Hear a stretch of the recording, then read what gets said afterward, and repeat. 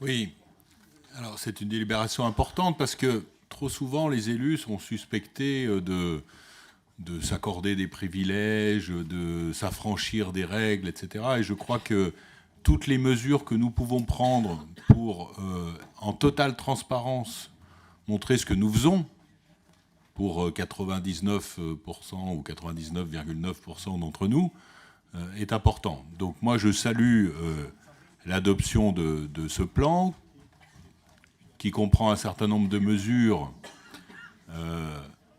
Mais je dirais que le plus important, vous savez, on a souvent l'habitude d'adopter des plans, des rapports, etc., puis ensuite on les oublie. Hein, et puis on s'aperçoit des années après que finalement... Donc ce qui est le plus important, c'est pas tant pour nous l'adoption de ce plan que les mesures qui vont être mises en œuvre pour en évaluer la pertinence.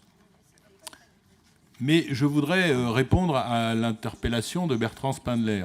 Alors moi, je ne sais pas quelle était la réunion du 19 janvier, j'en ai suivi d'autres, je ne sais pas qui était convié. Moi, personnellement, je ne l'ai pas sur mon agenda, donc je pense...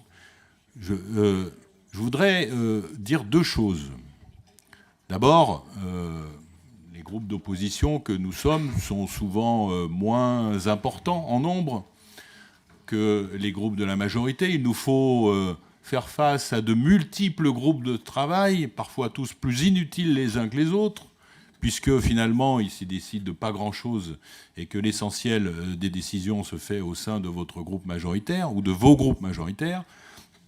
Donc je trouve, Bertrand, que cette attaque est pour le moins mal fondée. Je ne sais pas à qui elle s'adressait, mais franchement, je pense que dans tous les groupes politiques, l'ensemble des élus font le maximum pour assister. Alors effectivement, quand on est 30 ou quand on est 20, c'est plus facile que quand on est 12, 11 ou 4.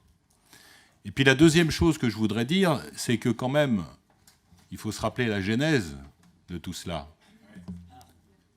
Parce que si il y a ce plan, c'est pas parce que un des membres de notre groupe politique, ici, ou de ceux qui sont derrière, ont eu des problèmes. Parce que nous n'avons droit à rien. Nous, on ne risque pas d'être corrompus, puisque nous ne pouvons rien donner. Nous n'avons pas de voiture de fonction, nous n'avons pas de carte bleue, nous n'avons pas de présidence de commission. Présidence de commission, si, on en a une. Mais ce n'est pas là que se décident les choses. Nous n'avons pas de vice-présidence, etc. Donc on ne risque pas d'être corrompu. On peut faire des erreurs, par contre. Et c'est pour ça que le déontologue et la possibilité, lorsqu'on a un doute, de faire appel est intéressante. Mais franchement, cette délibération, elle s'adresse surtout à vous, membres de la majorité. C'est vous qui êtes concernés par ces faits-là. Oui, non, écoutez, je suis désolé, hein, mais prenez ce rang-là, hein. Dans ce rang-là, il n'y a aucun condamné, aucun mis en examen. Voilà. On verra dans les autres rangs ce qu'il en est. Hop, ça marche. Oui. Moi, je souscris, effectivement. On l'a dit, on va la voter. Nous, il n'y a absolument aucun souci. Il faut qu'on se protège. Il faut quand même rappeler les choses. Le fond du fond de cette délibération, c'est l'affrontement de deux groupes de la majorité. C'est la dénonciation par un des membres, dénonciation auprès du procureur, par le candidat malheureux à l'élection du président contre le président, pour des faits dont on verra s'ils sont répréhensibles ou pas, ça c'est pas... Mais c'est ça le fond du fond. C'est pour ça qu'on déclenche tout ça.